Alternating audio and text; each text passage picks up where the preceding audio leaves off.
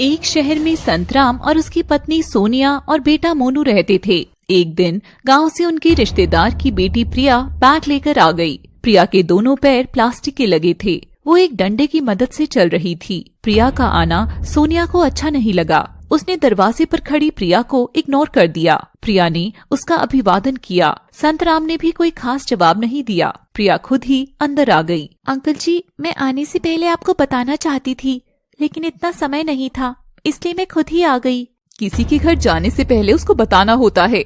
ऐसे ही किसी के घर मुंह उठाकर नहीं आ जाते हैं। आंटी जी, मुझे लगा कि अपने घर में भी क्या बताना, इसलिए मैं आ गई। और वैसे भी माँ पापा के जाने के बाद मेरा इस दुनिया में कोई नहीं बचा है। अब आपका ही सहारा है। मैंने तुम्हारी माँ से भी कहा था कि तुम्हें पहले ही मार दे, क्यों ही अपाहिज का बोझ झेल रही हो, लेकिन तुम्हारी माँ ने मेरी बात नहीं सुनी। अब खुद मर गई, लेकिन तुम्हें बोझ बनाकर छोड़ गई है। वो बच्ची है, तुम उससे ऐसे कैसे बात कर सकती हो? पूरी दुनिया में इसे हमारा ही घर दिखाई दिया है, हमें परेशान करने के लिए बच्ची नहीं है। आंटी की कड़वी बातें सुनकर प्रिया की आंखों में आंसू बहने लगे। प्रिया उन्हें अपना मान कर आई थी, लेकिन आंटी के व्यवहार ने प्रिया के जख्मों को हरा कर दिया।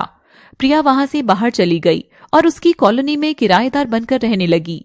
प्रिया ने अपना बैग खोला, उसमें सोने की ज्वेलरी और कुछ पैसे थे। मैं ये सारे पैसे अंकल आंटी को देने आई थी और कुछ दिन उनके साथ रहना था, लेकिन मेरी बात सुनने से पहले ही उन्होंने मुझे बहुत कुछ सुना दिया। अब बहुत हो गया, अब मुझे खुद कुछ करना होगा। मेरी माँ ने मुझे जिंदा रखकर अच्छा किया, मुझे मेरी माँ का ये फैसला सही करना होगा। इसके लिए मुझे दुनिया के ताने भी सुनने होंगे, लेकिन मैं खुद को साबित करने के लिए जी जान लगा दूंगी। लेकिन मेरी माँ के इस फैसले को मैं सही करके रहूंगी। प्रिया ने मेहनत करनी शुरू कर दी। वो सरकारी टीचर बनने का प्रयास कर रही थी, जिसके लिए प्रिया अपना सारा समय पढ़ने में लगा रही थी।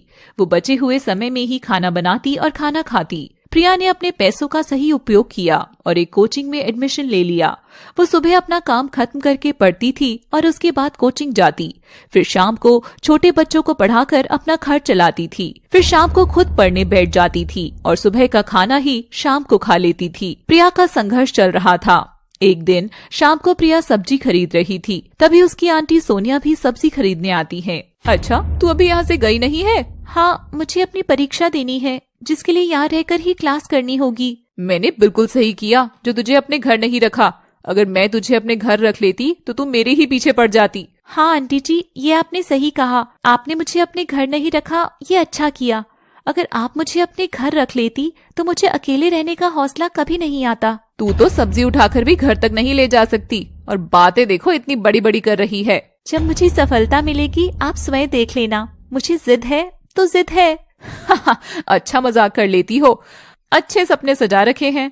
वैसे भी तू सिर्फ सपने सजा सकती है, उसके अलावा कुछ कर भी नहीं पाएगी। इसलिए सपनों में जियो और खूब जियो, क्योंकि सच में जीने का मौका ये जिंदगी तुम्हें नहीं देगी। सोनिया ने प्रिया का खूब मजाक बनाया। प्रिया ने वहाँ से सब्जी नहीं ली और बिना सब्जी लिए हुए ही वहाँ से चली गई। सोनिया सब्जी वाले के साथ वहाँ खड़ी होकर हंसती रही और फिर सब्जी लेकर घर चली गई। प्रिया वहाँ से आ चुकी थी, लेकिन फिर भी उसको वो बात बार बार याद आ रही थी और वो आज की बात भुला नहीं पा रही थी। अब मुझे जल्दी से जल्दी कुछ करना पड़ेगा। सफलता मेरे पास नहीं आएगी, मुझे ही सफलता की ओर बढ़ना पड़ेगा, वरना मुझे यहाँ कोई जीने नहीं देगा। तानों के शोर से जीतकर ही मुझे बाहर आना होगा। प्रिया को बात दिल पर लग गई थी। वो पूरे मन से मेहनत करने में लगी थी, लेकिन उसकी आंटी उसे किसी भी तरह सफल होते हुए नहीं देख सकती थी। एक दिन जब प्रिया कोचिंग गई थी, तब सोनिया उसके घर पर गई और उसकी किताबें उठाकर ले आई। सोनिया ने प्रिया की सारी किताबें जला दी। जब प्रिया ने अपनी किताब देखी तो उसकी किताब नहीं मिली। वो बाहर किताब ढूंढने गई। उसने देखा कि उसकी आंटी के घर के बाहर कुछ जली हुई किताबें पड़ी हैं। वो किताबें देखकर रोने लगी। आंटी, आपने मेरी किताबें क्यों जलाई? मैंने आपका क्या बिगाड़ा था? 10 दिन बाद मेरी परीक्षा है, अब मैं कैसे पढ़ूंगी? हाँ, अब यहाँ ड्रामा करने आई है जब तू खुद कुछ नहीं कर सकती है। इसलिए तूने खुद ने किताबें जलाकर मेरे घर के सामने फेंक दी हैं, ताकि तुझे ये बहाना मिल जाए। मैं अब क्या करूँ, कैसे पढूं? मुझे कुछ समझ नहीं आ रहा कि मैं पेपर कैसे दूंगी। मैं नई किताब भी नहीं खरीद सकती। प्रिया बिलक बिलक कर रोती है, लेकिन सोनिया को उस पर बिल्कुल भी दया नहीं आती। उसे धक्का दे दिया। प्रिया नीचे गिर गई। उसे प्लास्टिक के आर्टिफिशियल पैर नीचे निकलकर गिर गए और प्रिया के पैरों से खून बहने लगा। प्रिया इस समय बेहद दर्द से गुजर रही थी। उसे उसके कटे हुए पैर खो जाने का दुख था और साथ ही उसकी किताबों का उसे दुख था। वह बहुत तेज आवाज में रो रही थी। आसपास के सभी लोग वहां इकट्ठा हो गए, लेकिन सोनिया ने सबको प्रिया के खिलाफ भड़का दिया और किसी को भी प्रिया की मदद नहीं करने दी। प्रिया ने खिसक कर अपने प्लास्टिक के पैरों को उठाया और रोते हुए लगाया। फिर वो रोते हुए ही अपने घर वापस चली गई और चुपचाप अकेली बैठकर रोने लगी। कुछ दिन ऐसे ही बीत गए। पेपर का दिन भी आ गया। प्रिया ने पेपर दे दिया और रिजल्ट का इंतजार करने लगी। 1 महीने बाद एक दिन सुबह जब सोनिया और संतराम सोकर उठे, संतराम ने टीवी चलाया तो उस पर प्रिया की खबर चल रही थी। हेडलाइन थी, पैरों की कमजोर प्रिया मन से है बहुत ताकतवर, उन्होंने कर दिखाया है करिश्मा और कर लिया है परीक्षा में टॉप। जब यह खबर सोनिया ने सुनी, उसके होश उड़ गए। प्रिया बिना किताबों की टॉप कैसे कर सकती है? मन के हारे हार है, मन के जीते जीत। आप रहने ही दो, जरूर नकल करके पास हुई होगी। मैं पहले दिन से तुम्हें देखता रहा हूँ, इसलिए तुम अब चुप रहो। तुमने किसके साथ क्या किया है मैं सब जानता हूँ, इसलिए अब तुम अपनी कोई बकवास नहीं करोगी। सोनिया चुप हो गई थी, लेकिन वो मन ही मन बहुत जल रही थी। वो कभी नहीं चाहती थी कि प्रिया पास हो और उसकी बात झूठी साबित हो जाए। सोनिया को चैन नहीं मिल रहा था, क्योंकि प्रिया अब अपने पैरों पर खड़ी थी और वो किसी के ऊपर निर्भर नहीं थी। 3 साल बाद प्रिया सरकारी स्कूल में टीचर है और वो स्कूल के बाद अलग से भी बच्चों को पढ़ाती है और साथ में उसने अपने पैसों से विकलांग बच्चों के लिए एक हॉस्पिटल खोला है, जिसे वो NGO की मदद से चलाती है। एक दिन सोनिया के बेटे मोनू का एक्सीडेंट हो गया। संतराम और सोनिया ने उसे हॉस्पिटल में एडमिट कराया, जहां डॉक्टर ने उन्हें बताया कि मोनू अपना एक पैर खो चुका है और ऑपरेशन कराकर नया पैर लगाने के लिए बहुत सारे पैसों की जरूरत है। हमारे पास इतने पैसे भी नहीं है, अब क्या होगा? पास के गांव में एक हॉस्पिटल है जो निःशुल्क हाथ पैर लगाते हैं, हमें मोनू को वहां ले जाना चाहिए। जल्दी से चलो। सोनिया और संतराम मोनू को वहां से ले गए। हॉस्पिटल में डॉक्टर ने मोनू के पैर का ऑपरेशन कर दिया और एक आर्टिफिशियल पैर लगा दिया।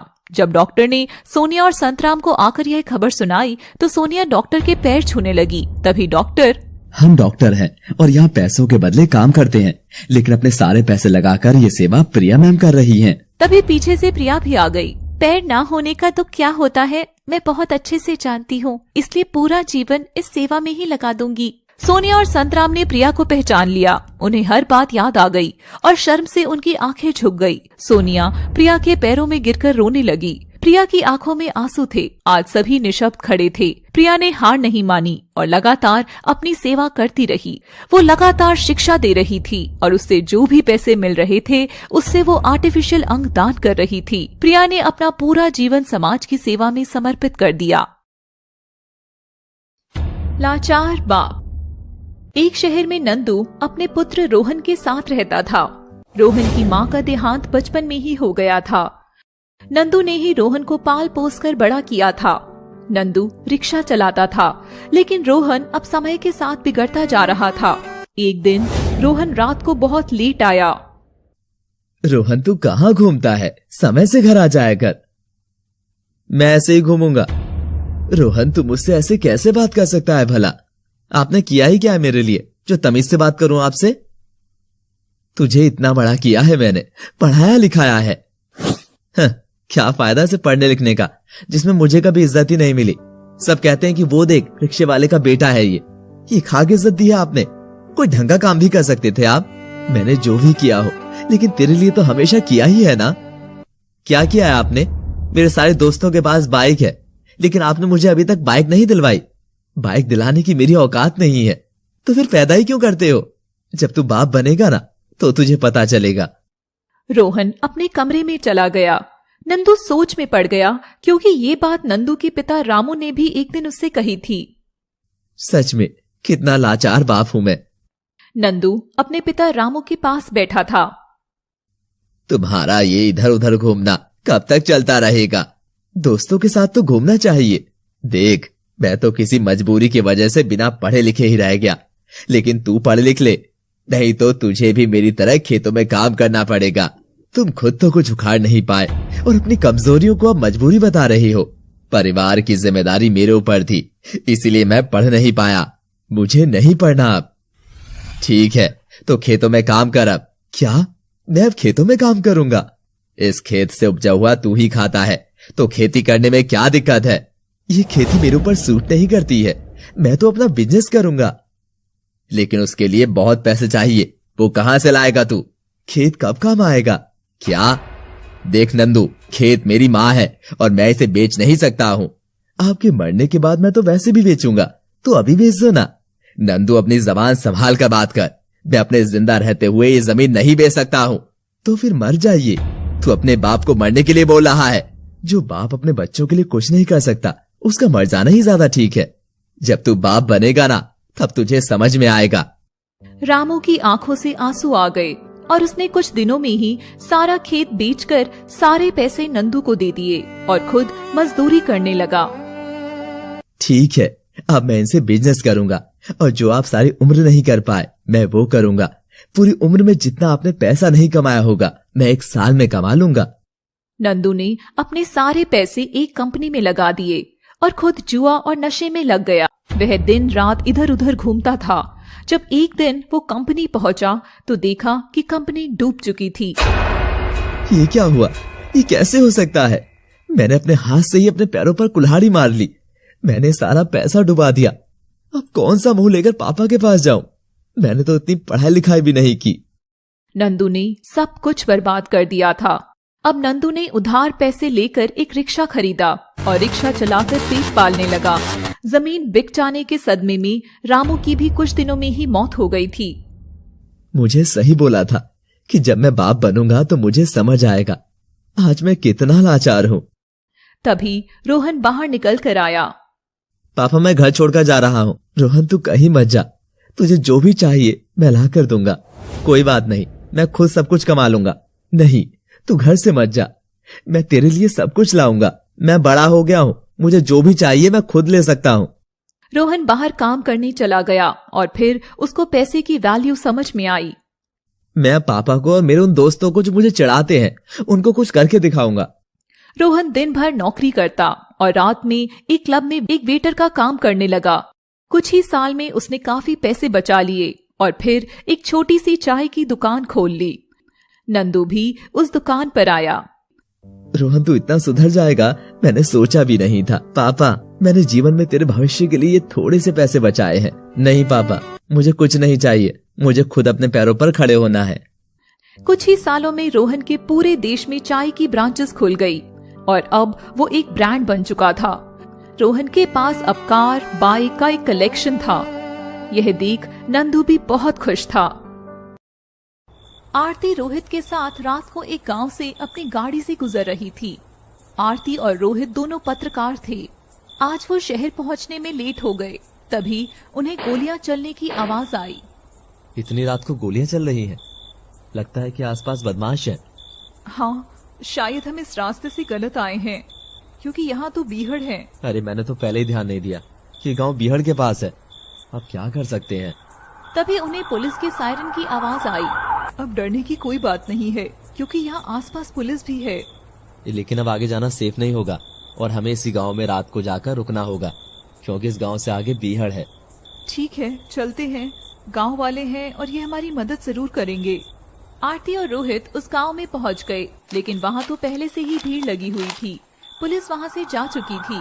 रोहित और आरती भी नीचे उतरकर उस गांव में गए। बाबा, हम दोनों पत्रकार हैं और यहाँ आपके पास रात को रुकने आए हैं। मेरा नाम कमल है और मैं यहाँ का सबसे बुजुर्ग आदमी हूँ। मैं सब जानता हूँ। बाबा, ये भी गोलियों की आवाज कैसी थी? आज एक कहानी खत्म हो गई। दिलों पर राज करने वाले दिलराज की जवानी खत्म हो गई। बाबा शायर भी हैं। क्या हुआ बाबा? और ये दिलराज कौन है? क्या आप कुछ बताएंगे? दिलराज एक डकैत है, लेकिन बाकी लोगों की नजरों में, लेकिन हमारे लिए वो मसीहा था। और आज पुलिस की मुठभेड़ में वो मारा गया। आज पूरे गांव को अपने बेटे के मरने जैसा दुख हो रहा है। बाबा, एक डकैत इतना अच्छा कैसे हो सकता है? गरीब आदमी सत्ता से दुखी होकर या तो आत्महत्या करता है या फिर बनता है बागी। वो बेचारा भी ऐसा ही था बहुत पहले, जब दिलराज छोटा था। दिलराज की माँ चूल्हे पर खाना बना रही थी। तभी दिलराज आया। माँ, मुझे स्कूल जाना है। बेटा, हम छोटे लोग हैं। हम गरीबों के नसीब में सिर्फ सेवा करना लिखा है। हमारे नसीब में कहीं जाना नहीं है, इसलिए अब तू खेत पर जा। माँ, मुझे भी पढ़ लिख कर पुलिस वाला बनना है और हाथ में बंदूक लेनी है। अभी तू ये रोटी लेकर खेत पर जा और अपने पापा को दे दे और उनसे हल हाथ में ले ले। ये बंदूक और कलम के सपने छोड़ दे बेटा। दिलराज पढ़ना चाहता था, लेकिन वो पढ़ नहीं पाया और पूरी शिद्दत से खेतों के काम करने लगा। वहां का जमींदार राघव था। एक दिन राघव गांव में आया और सब लोगों को इकट्ठा किया। देखो, तुम सब मेरे बोझ तले दबे हुए हो, इसीलिए इस बार सारा अनाज मेरी हवेली में डालाना। कोई एक दाना भी अपने घर नहीं बचाएगा। मालिक, हम और हमारे बच्चे क्या खाएंगे और हम अगली फसल कैसे बोएंगे? मैं कुछ नहीं जानता, बस सारा अनाज मुझे मेरे घर चाहिए। रहम करो मालिक, हम भूखे मर जाएंगे। जितना कहा गया है उतना सुनो, वरना हमें दूसरा रास्ता अपनाने आता है। राघव चेतावनी देकर वहां से चला गया। तभी लोगों ने सलाह की और पुलिस के पास मदद मांगने पहुंचे। आज कुत्तों का झुंड एक साथ कैसे आ रहा है? साहब, हमारी मदद करो। कमल ने पुलिस वाले को सारी बात बताई। मतलब अब तुम क्या चाहते हो कि मैं तुम्हारी वजह से अपनी रोटी बंद करवा दूं? मेरी रोटी तो वहां से आती है, इसलिए मैं इस मामले में कुछ नहीं बोलूंगा। आप हमारे रक्षक हैं, आपको हमारी मदद करनी होगी। अच्छा, तू बहुत ज्यादा बोल रहा है, चल तुझे सबक सिखाते हैं। पुलिस ने दिलराज को लात डंडों से खूब पीटा और सभी लोग अपने अपने घर आ गए। ये बात राघव को पता चली। वो तुरंत अपने बहुत सारे आदमियों के साथ गांव में आया और दिलराज का पूरा परिवार खत्म कर दिया। हम सबको बेघर कर दिया, सबकी जमीन छीन ली और खाने के लिए एक दाना भी नहीं छोड़ा। आप दोनों पत्रकार हो, पढ़े लिखे हो, अब बताओ कैसे ना बने कोई बागी? बाबा, फिर आप सब अभी इसी गांव में कैसे रुके हो? दिलराज के माँ बाप के मर जाने के बाद उसे बहुत धक्का लगा और उसने हथियार उठा लिया। फिर उसने सबसे बदला लिया और हम सबके खेत छुड़ाकर हमें दिए, हमें दोबारा जीवन दिया। इसीलिए वो हम सबके दिलों पर राज करता है। उसने राघव और उसके आदमियों को मारकर हमें भय मुक्त कर दिया और आज खुद भी हमें छोड़कर चला गया। ये कहानी सुनकर आरती और रोहित की आंखों में आंसू आ गए। बाबा, मैं जानती हूँ कि मैं अकेली कुछ नहीं कर सकती हूँ, लेकिन जितने भी लोगों के संपर्क में मैं आऊंगी, मैं कोशिश करूंगी कि मेरी आंखों के आगे किसी पर इतना जुर्म ना हो कि कोई देश की तरक्की की जगह उसमें रुकावट बन जाए और बागी हो जाए। इस दर्दनाक कहानी के बाद रोहित की आंखों में सिर्फ आंसू थे, कोई शब्द नहीं थे। ये हमारी भी नैतिक जिम्मेदारी है कि हमारे आसपास कोई बागी ना बने। लखन अपनी माँ के साथ रहता था, लेकिन गरीब परिवार से था। उसकी माँ 1-1 रुपए जोड़कर अपना घर चलाती थी। लखन भी बड़ा ही समझदार बच्चा था, मगर थोड़ा सा नटखट भी था। इसलिए आसपास के बच्चों के खिलौनों को देखकर उसका भी खेलने का बहुत मन करता था। एक बार दिवाली जैसे ही पास आई, वो अपनी माँ से पटाखे की जिद करने लगा। माँ, मुझे भी पैसे दो ना, मुझे भी बाकी दोस्तों की तरह ढेर सारे पटाखे लेने हैं। बेटा, मेरे पास अभी पैसे नहीं है, इस बार रहने दे लखन, अगले साल हम खूब पटाखे जलाएंगे। नहीं माँ, मेरे पास एक भी पटाखा नहीं है और ना ही नए कपड़े। मेरे दोस्त मुझे चिढ़ाते हैं माँ। पर लखन की माँ जब उसे पैसे नहीं दे सकी तो वो उदास होकर बाहर चला गया। लखन अपने दोस्तों के साथ घर के पास खेलने जाता है कि तभी उसके दोस्त उसका फिर से मजाक उड़ाने लग जाते हैं। बिना पटाखों वाला लड़का। अरे देखो, इस बेचारे के पास तो एक भी पटाखा नहीं है, ये तो दिवाली भी नहीं मना पाएगा। लखन भी आसपास के जले हुए पटाखों में से एक बिना जला हुआ बम ढूंढकर उठाता है और बहुत खुश होकर उसे जलाने लगता है, मगर उसका पटाखा तो फुस हो जाता है। अरे देखो देखो, लखन के पटाखे की तो फुस हो गई। और जब सब उसे चिढ़ाने लगते हैं तो वो रोता हुआ भागकर गांव के बाहर एक बड़े पेड़ के पीछे जाकर बैठ जाता है। और तभी लखन की नजर पेड़ के खोल के नीचे रखी एक सुंदर से डिब्बे के पर पड़ती है। लखन इधर उधर देखकर वो डिब्बा खोलता है। उस डिब्बे के अंदर एक चमकता हुआ सुनहरा रंग का पटाखा रखा होता है। अरे ये यहाँ किसने रखा होगा? किसका होगा ये? वैसे मेरे पास तो एक भी पटाखा नहीं है, इसे अगर मैं रख लूं तो। और वो चुपचाप उसे उठाकर घर ले आता है और अपनी माँ से छिपाकर रख देता है। माँ कितनी परेशान होती है, पूरे दिन काम करती है और दिवाली पर इस बार माँ ने कोई नई साड़ी भी नहीं ली। जैसे ही लखन ये सोचता है कि तभी डिब्बे में रखे पटाखे से एक तेज रोशनी निकलती है और वहाँ एक नई साड़ी और नया कुर्ता पजामा अपने आप आ जाता है। ये कैसे हुआ? और वो हैरान होकर उस डिब्बे को खोलता है और उसकी चमक देखकर खुश हो जाता है। इसका मतलब कि ये एक जादुई पटाखा है। और लखन अपनी माँ को नए कपड़े देता है। अरे ये तुम्हें कहाँ से मिली? तूने कोई चोरी तो नहीं की ना बेटा? नहीं नहीं माँ, ये तो जादुई पटाखे ने मुझे दिया। और लखन अपनी माँ को सारी बात बताता है। चल कुछ भी, जा, मैं नहीं मानती। इसके बाद लखन माँ के सामने उससे मिठाई मांग कर दिखाता है और वहाँ मिठाई आ जाती है। ये देख दोनों ही बहुत खुश होते हैं। अच्छा जादुई पटाखे, मेरे पास एक भी पटाखा नहीं है और मुझे मेरे दोस्त बहुत चिढ़ाते हैं, तो तुम मुझे ढेर सारे पटाखे दे दो। तभी पटाखे में से एक आवाज आती है। लखन तुम बहुत अच्छे लड़के हो और अपनी माँ का भी ध्यान रखते हो, पर मैं चाहता हूँ कि तुम पटाखे मत फोड़ो, इससे बहुत ज्यादा प्रदूषण होता है और जानवर भी पटाखों की आवाज से परेशान होते हैं। इसीलिए इस दिवाली मैं तुम्हें पटाखे नहीं, ढेर सारी मिठाई और गिफ्ट्स दूंगा। मगर ये सुनते ही लखन को जोरदार गुस्सा आया और वो पटाखे को जिद करने लगा। मुझे ज्ञान नहीं, पटाखे चाहिए, पटाखे दो मुझे अभी। ठीक है लखन, पर तुम्हें मेरी बात जरूर समझ आएगी। और पटाखा जादू से लखन को ढेर सारे पटाखे दे देता है। अब लखन बाहर जाकर अपने पटाखे दोस्तों को जलाकर दिखाता है। देखो मेरे पटाखे कितने बड़े हैं। तभी लखन एक रॉकेट जलाता है और वो जलता हुआ जाकर उसी के घर में रखी घास पर गिरता है, जिससे वहां आग लग जाती है और अंदर बंधी गाय इधर उधर भागने लगती है। ये देख लखन को खुद पर गुस्सा आता है और उसे पटाखे की कही गई बात समझ आती है। मेरे जादुई दोस्त, तुमने ठीक ही कहा था।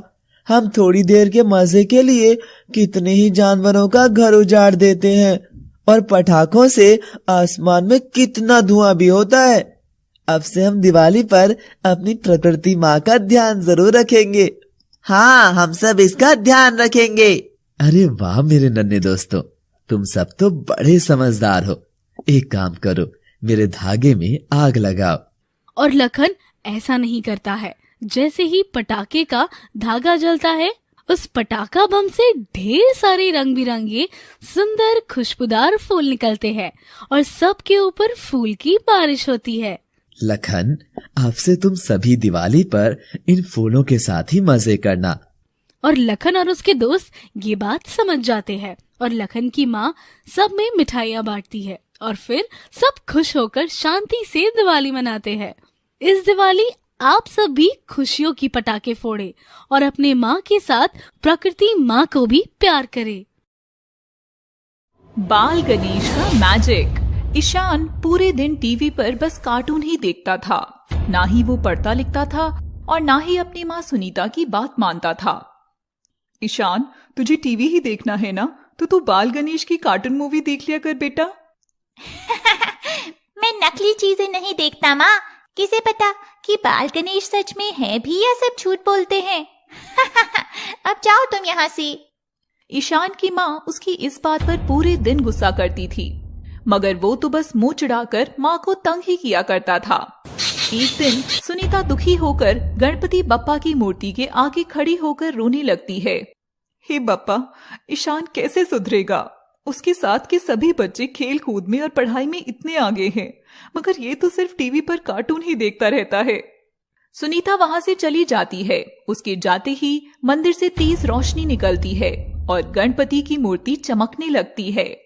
अगले दिन ईशान चॉकलेट लेने के लिए नीचे दुकान पर आता है और तब उसे एक गरीब बच्चा मिलता है।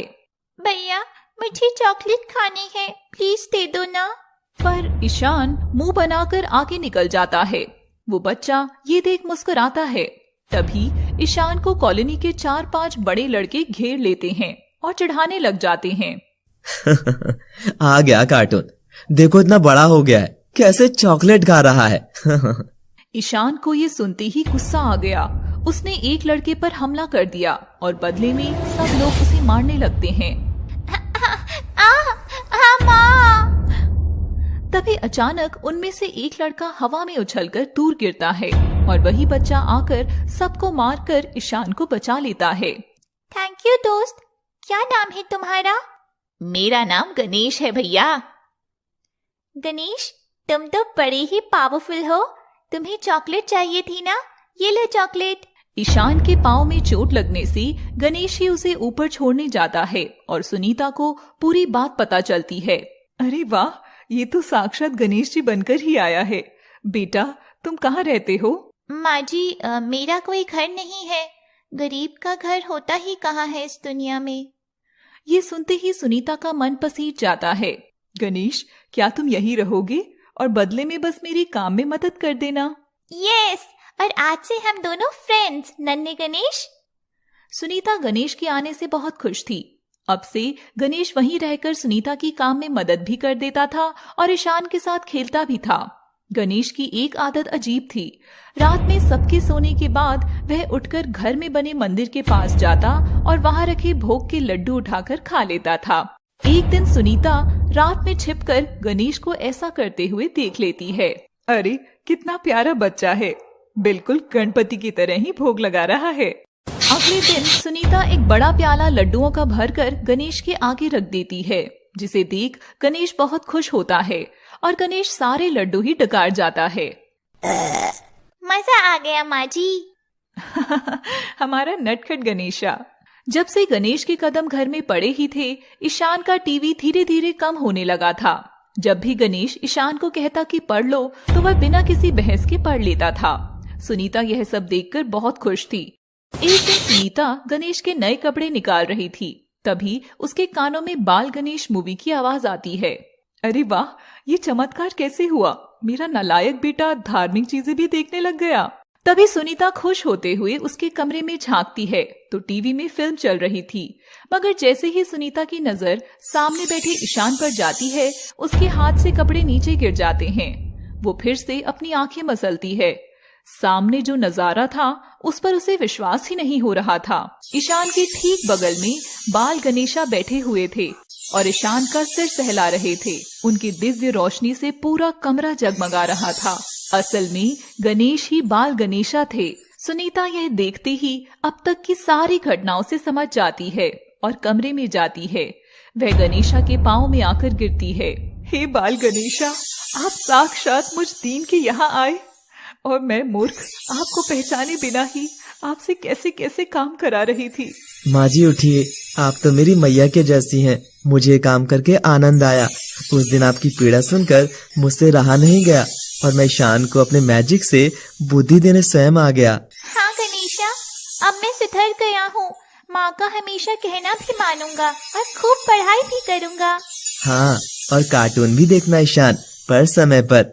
मैं अक्सर आता रहूँगा। सुनीता और ईशान हाथ जोड़ते हैं और गणेशा उन्हें आशीर्वाद देते हुए गायब हो जाते हैं। अब से ईशान सुधर चुका था और फिर वह परीक्षा में फर्स्ट भी आया। देखा आपने, अगर आप अच्छे बच्चे बनकर समय पर पढ़ाई और खेलकूद करते हैं, टीवी कम देखते हैं, तो बाल गणेशा आपके भी घर जरूर आएंगे।